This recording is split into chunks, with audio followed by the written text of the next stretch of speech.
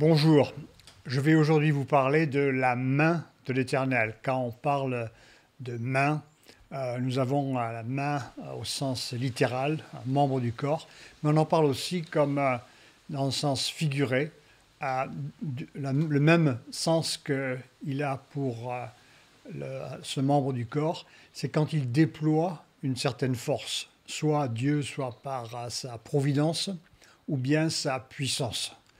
Ici, nous parlons de la main de l'Éternel. Alors, nous passons parfois à travers des situations, voire des épreuves, dans lesquelles nous sommes affligés, perplexes, et nous nous sentons dépourvus de toute force. Examinons aujourd'hui un passage de la Bible dans lequel le peuple de Dieu était dans une situation perplexe. Arrivé au Jourdain, après le passage dans le désert, il devait franchir la rivière et les rives avaient même débordé, ce qui rendait la tâche bien plus difficile. La situation était en fait impossible. D'une manière inattendue et très puissante, Dieu intervint comme il avait fait pour la mer Rouge. Et il bloqua la rivière du Jourdain en amont pour la dessécher. Et ainsi, le peuple d'Israël passa la rivière à sec pour aller vers Jéricho. Alors ainsi, après avoir franchi la rivière, Dieu, d'une manière assez intéressante, demande à Josué de faire un monument de pierre.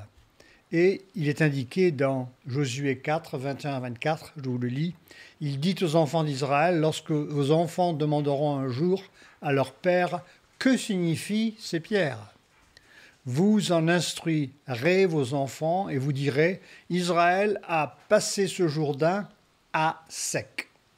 Car l'Éternel, votre Dieu, a mis à sec devant vous les eaux du Jourdain jusqu'à ce que vous eussiez passé, comme l'Éternel, votre Dieu, l'avait fait à la mer Rouge, qu'il mit à sec devant nous jusqu'à ce que nous eussions passé, afin que tous les peuples de la terre sachent que la main de l'Éternel est puissante, et afin que vous ayez toujours la crainte de l'Éternel, votre Dieu. » Alors Dieu souhaite ici, en demandant un monument, que le peuple se souvienne que la main de l'Éternel, plutôt que la nôtre, est capable de délivrer ses enfants. Ainsi, nos calculs, les conseils qu'on obtient de celui-ci ou celui-là, notre propre sagesse, nos connaissances ne peuvent délivrer dans certaines situations difficiles que certains d'entre vous connaissez aujourd'hui. Le monument de pierre servira à rappeler le peuple que sa main est puissante. Jésus a plus tard instruit à ses disciples de se souvenir ce qu'il avait fait pour nous quand il fut crucifié à la croix. Il a ordonné ce que nous appelons la Sainte Seine, un mémorial à la puissance qu'il a déployée pour nous pardonner et faire passer indemne, nous faire passer indemne à travers la rivière de la mort. Il y a un Jourdain que le Christ a franchi pour nous, qu'il a asséché pour nous et par lequel nous passerons. Il y a des monuments dans différentes villes qui commémorent de différentes batailles, de guerres, armistices, etc. Ces monuments sont là parce que les gens ont tendance à oublier ce qui s'est passé. Et donc, la Sainte Seine, c'est la même chose. La Sainte Seine nous rappelle ce que le Christ a fait pour nous. Ici, les 12 pierres rappellent au peuple ce que Dieu avait fait au Jourdain. Et donc, nous devons aussi faire appel à lui de façon à ce qu'il déploie son bras dans nos vies de tous les jours. Dans notre vie spirituelle, nous aspirons à des fruits aussi, à être utilisés dans les dons pour servir les autres. Nous luttons avec le péché et les tentations. Nous avons besoin de lui pour nous délivrer de ces situations. Nous n'arrivons pas à abandonner certains et certaines habitudes. Nous avons des problèmes de relation, parfois, peut-être. Nous avons peut-être difficulté à pardonner les autres. Nous avons peut-être été affligés par des problèmes de santé, voire aussi de finances, et peut-être même sans emploi avec la crise économique. Ou bien nous sommes au travail, mais nous n'aimons peut-être pas le travail que nous faisons. Nous le faisons parce que nous avons vraiment besoin des finances. Dans tous ces cas, nous devons faire appel à Dieu qui a ouvert le Jourdain, à Christ qui est mort pour nous, de façon à ce qu'il déploie sa puissante main sans laquelle il nous sera difficile, voire impossible, d'avoir une délivrance. Je me souviens d'une dame qui venait à notre culte il y a des années et qui venait de divorcer de son mari. Elle était ici en ville à La Rochelle. Et donc, elle n'avait plus d'argent, elle avait des grosses difficultés avec non seulement la justice, mais son mari qui l'ennuyait beaucoup. Et elle devait en fait partir de l'appartement qu'elle louait. Et elle était en larmes, à genoux. Elle a demandé à Dieu d'intervenir et je l'ai fait avec elle. Et cela a duré à peu près 2 mois. Et un jour, elle a rencontré un homme qui est venu des États-Unis. Elle était anglaise.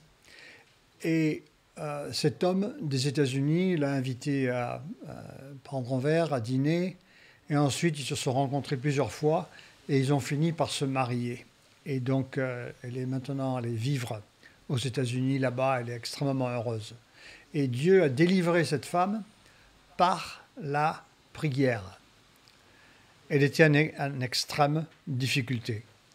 Je voudrais vous citer un exemple de guérison cette fois-ci.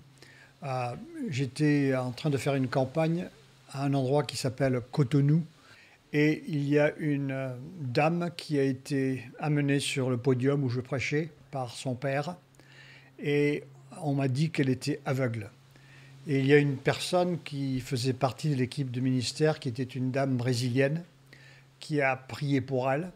Et cette dame, l'aveugle, est partie avec ses mains sur ses yeux. Et à la fin de la prédication, plusieurs personnes sont venues pour donner des témoignages de guérison. Et j'étais en train de finir la bénédiction pour bénir le peuple à la fin de la réunion.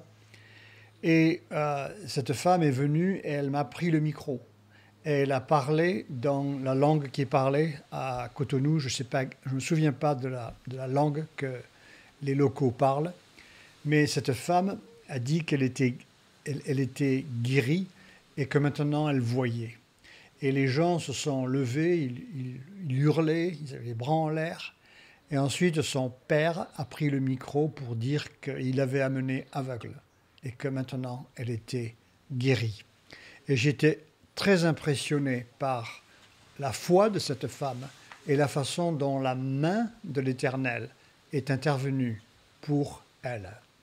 Alors, nous devons considérer que la main de Dieu, quand elle vient sur nous pour résoudre nos problèmes, elle ne vient pas sur nous seulement pour nous-mêmes. Elle est là de façon à ce que nous partagions la bonne nouvelle. Et donc, Dieu souhaite que notre expérience avec lui fasse tache d'huile et se répande. C'est le mandat qui a été donné aux disciples. Dans Psaume 67, il est indiqué que Dieu ait pitié de nous et qu'il nous bénisse, comme certains d'entre vous qui m'écoutez avaient besoin. Qu'il fasse luire sur nous sa face, afin que l'on connaisse sur la terre ta voie et parmi toutes les nations ton salut. Ainsi, nous voyons comment Dieu nous bénit quand il intervient avec sa main puissante, de façon à ce que cela ait des répercussions sur les gens qui nous entourent. Alors, l'Église en France, aujourd'hui, traverse des difficultés. Nombre de chrétiens ont abandonné l'idée qu'un réveil soit possible. Ils sont comme ceux devant le Jourdain dont les rives avaient débordé. Ils disent « il y a trop d'indifférence, il y a trop d'opposition, c'est trop dur ». Ils sont sceptiques. Cela fait longtemps qu'on attend, je ne vois rien à l'horizon. C'est un petit peu comme le serviteur du prophète Élie qui était allé voir à l'horizon si un nuage arrivait et il disait « ah, je ne vois rien ». Et le prophète Élie le renvoie 7 fois pour aller voir si un nuage arrive. Et ce nuage vient ensuite par les prières du prophète Élie qui est à genoux en train de demander à Dieu qu'il intervienne, que sa main vienne. Et ainsi, comprenez que Jésus qui est mort pour nous, qui est ressuscité, qui est monté, il est assis à la droite de Dieu et il nous regarde. Et il a des oreilles pour nous entendre. Et nous avons une bouche pour prier. Et c'est ce que nous devons faire. Le réveil est un retour à la vie. Il ressemble à une réanimation d'une personne qui a un arrêt cardiaque. L'électrochoc remet soudainement le cœur en route. Quoique les réveils pourraient durer peu de temps dans l'histoire, même quelques mois parfois, ils durent souvent plusieurs années et certains durent jusqu'à 100 ans, comme le réveil de la Réforme en France de 1530 à 1630. Mais ces infusions de puissance, d'énergie divine, ont été indispensables à la survie de l'Église. C'est comme quelqu'un qui recharge une batterie. Cette intervention ou ces interventions divines de la main puissante de l'Éternel a toujours été nécessaire quand tous les moyens avaient été épuisés. De nos jours, nos moyens sont épuisés. Pardon. Nous faisons des musiques, nous faisons des présentations vidéo, même des concerts pour attirer du monde, ça attire du monde, mais le réveil n'est pas là. De plus, les programmes d'action sociale qui occupent le temps sont très populaires parmi les églises et aussi dans les différentes sectes. Tout le monde aime s'impliquer d'une manière humanitaire. Jésus en parle d'ailleurs dans Matthieu 25. Il dit « Les vrais chrétiens sont reconnus par leur compassion pour ceux qui sont défavorisés et persécutés, en prison pour l'Évangile. Ces œuvres montrent qu'ils sont vraiment sauvés. Alors, bien que l'Église primitive était toujours soucieuse de cela, comprenons ceci, que Jésus a surtout passé son temps à prêcher, enseigner, faire des miracles et des guérisons. Selon Matthieu 10, il avait mandaté de faire la même chose à ses disciples. Ensuite, les nouveaux convertis étaient aussi investis avec les disciples à apprendre la parole. Ils persévéraient, acte 2, 42, dans l'enseignement des apôtres, dans la communion fraternelle, dans la fraction du pain et dans les prières. D'autre part, l'humanisme ambiant autour de nous, qui a pénétré les églises, fait que les gens qui s'impliquent dans le social se sentent utiles et satisfaits. j'ai fait ma BA. Toutefois, ils ne sont pas investis comme ceux de l'Église primitive. On voit la différence. À d'abord s'adonner à l'enseignement de l'Église. Ils sont parfois, en fait, ignorants du vrai message de la Bible et de ses doctrines et pas bien équipés à les expliquer.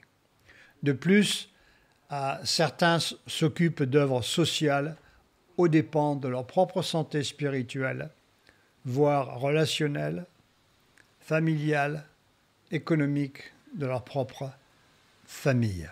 Je me souviens, j'étais sur un avion, j'étais sur un vol qui allait à Kinshasa et assis à côté de moi, il y avait une dame missionnaire catholique et je lui ai parlé et elle m'a expliqué qu'elle était là-bas depuis plus de 20 ans, pardon, et qu'elle était donc œuvrée comme missionnaire et son travail était de fabriquer des vêtements pour les cultes catholiques. Tous les vêtements que les prêtres mettent. Et donc, c'était un travail qui l'occupait beaucoup, 20 ans à faire cela, plus de 20 ans à faire de cela. Mais ce que j'ai remarqué, c'est que cette femme n'a en fait jamais compris l'évangile que je lui ai d'ailleurs présenté. Alors il y a donc ces activités, ça bouge, on fait beaucoup de choses, mais en fait l'essentiel de la prédication de la parole et aussi de l'écoute de la parole manque. Et il est indispensable. C'est pour ça que ces églises n'ont aucune vie réelle. Alors en résumé, nombre d'activités d'églises d'aujourd'hui donnent l'impression qu'elles sont en fait inspirées de Dieu, alors qu'elles sont influencées des hommes qui sont dans le monde qui ne connaît pas Dieu. D'ailleurs, les services humanitaires de non-chrétiens sont beaucoup plus importants que ceux des églises chrétiennes.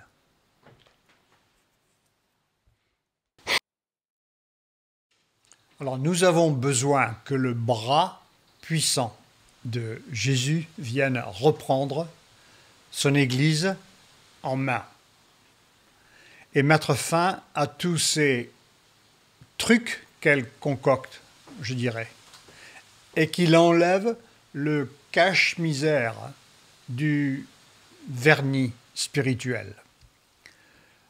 J'entends certains, parfois dans certaines églises, me dire « Ah oui, Dieu m'a dit ». L'autre me dit « Ah oui, à tour de bras ». Un autre me dit, récemment, m'a dit « Ah oui, tiens, comment ça va, comment ça va bien ?» Oui, il me dit « Dieu m'a donné une voiture ». Et je lui ai demandé « Est-ce que tu as eu un prêt ?» Et il m'a répondu « Ah oui, oui, Dieu m'a donné un prêt ». Et donc, pour mettre un vernis sur toute la conversation, un vernis spirituel, une dame qui partait de chez elle, elle m'a dit bonjour parce qu'elle sait que je suis pasteur. Elle m'a dit « Ah, je suis pressé, je vais au Resto du Cœur ». Et je me suis dit il vaudrait mieux que tu ailles là-bas et que tu leur lâches un joli bifton au lieu de remuer quelques cajots de pommes de terre et carottes. Revenant au monument en pierre, il avait pour but de rappeler au peuple dans le futur que Dieu était intervenu à un moment critique à cet endroit. L'homme a tendance à oublier. Comme je l'ai dit, dans la même donne, nous devons nous souvenir de tous les grands réveils de l'histoire. On doit voir ce qui s'est passé avec Luther et Calvin, ici notamment en Europe. John Knox priait Dieu en disant « Donne-moi l'Écosse ou bien je meurs ». Pardon. Les circonstances pour Josué étaient très défavorables devant le Jourdain. La rivière avait débordé, les ennemis puissants et nombreux attendaient à l'autre rive, dans une ville fortifiée, imprenable, qui s'appelait Jéricho. Le peuple vint de passer 40 années dans le désert et s'attendait à rentrer dans la terre promise sans difficulté. C'est la crise. Mais Dieu a attendu ce moment où l'homme est au bout de ses forces pour agir. Il le fait ainsi pour démontrer que la main de l'Éternel est puissante. Le Dieu qui ouvre le Jourdain prouve qu'il est le même Dieu qui avait ouvert la mer Rouge. Le Dieu qui avait fait le miracle du réveil, de la réforme, veut prouver aujourd'hui qu'il est le même Dieu. Dieu veut revendiquer ceux qui ont souffert pour leur foi dans le passé. C'est Polycarpe, un disciple de l'apôtre Jean, qui a dit que le sang des martyrs, c'est la semence de l'Église. Pour ce faire, qu'il le confirme en faisant un autre réveil, qui va être un autre vrai miracle, au vu de la condition des églises, du découragement et du monde d'aujourd'hui. C'est la même raison pour laquelle Dieu a ouvert le Jourdain par miracle. Il aurait pu faire attendre le peuple plus longtemps pour franchir, mais Dieu a choisi ce moment. Et en plus, il a choisi un moment où les rives du Jourdain avaient débordé, de façon à ce qu'il sache que rien ne peut l'opposer. Nous sommes dans une situation compliquée aujourd'hui. Les rives ont débordé. Depuis les derniers réveils, beaucoup de temps s'est écoulé. La taille, la puissance, l'ardeur de l'opposition est impressionnante. L'opposition au réveil se manifeste même dans certaines églises. D'autres, dans les églises, sont fatiguées, usées par les échecs. Aussi, dans les églises, il y a crainte de témoigner, il y a des divisions, des distractions, le péché. Il y a maintenant aussi cette crainte et confusion avec le Covid. Et il y a aussi un certain abandon du culte dans nombre d'églises qui est rapporté. D'autre part, tout a été essayé pour évangéliser. Il y a, malgré cela, peu de fruits. L'homme, les chrétiens, sont à bout de force. Seule une intervention divine, telle celle qui s'est passée au Jourdain, peut retourner la situation. Le moment est venu pour que Dieu agisse de façon à montrer que la main de l'Éternel est puissante. Dans tous les réveils, c'est d'abord l'Église qui reçoit cette intervention divine. Quand les membres de l'Église sont remplis du Saint-Esprit, ils témoignent puissamment, il en résulte que les non-chrétiens entendent et changent d'avis. Auparavant, ils regardaient, se moquaient du peuple de Dieu, ils les ridiculisaient, ils les ignoraient, comme les nations étrangères le faisaient envers Israël. Mais Dieu ici, Dieu dit à Josué, afin que tous les peuples de la terre sachent que la main de l'Éternel est puissante. Dieu vise les croyants et les non-croyants. Alors, dans nos vies, Dieu souhaite que nous pensions à ceux qui ne croient pas. Et ceci se traduit dans le témoignage de la parole, pour moissonner. Jésus dit, celui qui moissonne ramasse des salaires pour la vie éternelle. L'intervention divine avait amené une grande joie. Il en est de même quand l'Église est visitée, ranimée, réveillée par Dieu et quand l'Évangile est annoncé. Dans Actes 2,46, il est indiqué qu'ils étaient chaque jour, tous ensemble, assidus au temple. Ils rompaient le pain dans les maisons et prenaient leur nourriture avec joie et simplicité de cœur. Dans Acte 8, 5 à 8, il est indiqué, Philippe, étant descendu dans la ville de Samarie, il prêcha le Christ. Les foules tout entières étaient attentives à ce que disait Philippe lorsqu'elles apprirent et virent les miracles qu'il faisait, car des esprits impurs sortirent de plusieurs démoniaques en poussant de grands cris, et beaucoup de paralytiques et de boiteux furent guéris. Et il y eut une grande joie dans cette ville. Ne voudriez-vous pas avoir une joie qui vient de cela, d'un tel événement, d'une telle activité, plutôt que la joie qui vient des bars qui sont fréquentés tous les soirs dans toute la France, où les gens aujourd'hui n'arrivent à rire seulement s'ils sont pleins de bière, de vin ou de whisky. Dieu dit à Josué que le monument de pierre servira au peuple en ceci, afin que vous ayez toujours la crainte de l'Éternel votre Dieu. Dieu dit au roi Salomon au sujet de la loi et de ses commandements, il devra l'avoir avec lui et y lire tous les jours de sa vie, afin qu'il apprenne à craindre l'Éternel son Dieu, à observer, mettre en pratique toutes les paroles de cette loi et toutes ses ordonnances, afin que son cœur ne s'élève point au-dessus de ses frères.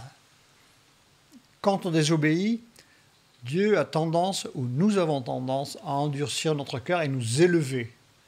Et la soumission au commandement fait que Dieu nous garde par son esprit dans l'humilité, afin qu'il prolonge ses jours dans son royaume, lui et ses enfants au milieu d'Israël.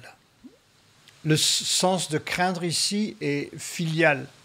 Et ce n'est pas le sens de la relation entre un esclave et un roi, par exemple, abusif. Le terme a une nuance de révérence absolue. La lecture, la mise en pratique de la parole nous rend humbles, respectueux envers Dieu et les autres.